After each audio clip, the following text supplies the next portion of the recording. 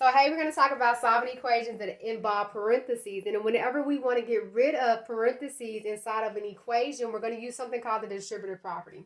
So, the distributive property is where we literally distribute whatever factor is on the outside of the parentheses. We're going to distribute it to everything on the inside. So, that'll be 2 times 4. And I'm going to write this like this so you can see it. Times 2 times negative 8 is equal to 3 times 12x, and that'll be 3 times 16, okay?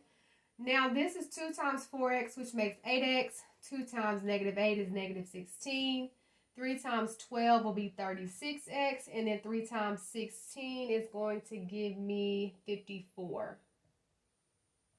Now I have gotten rid of all the parentheses. Now we're just going to simplify and get all of the letters on one side and all the numbers on the other side.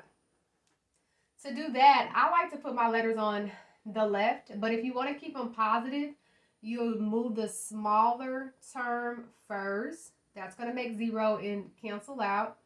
So now negative 16 is equal to 36 minus 8, which is going to give me 28x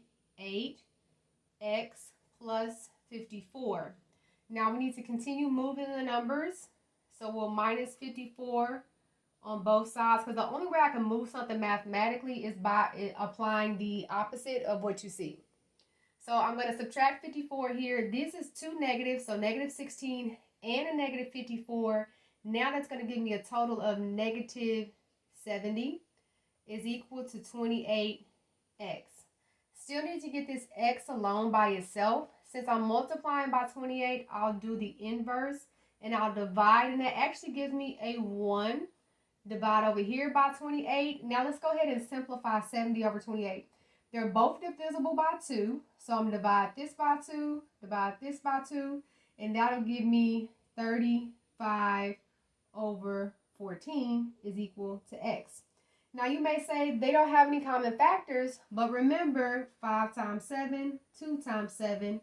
I can cancel both of those 7s out, so that's going to leave me with 5 over 2 is equal to x. And of course, if you're using a calculator, then you could just put it in the calculator and it'll shoot you out the right answer, but hey, why not?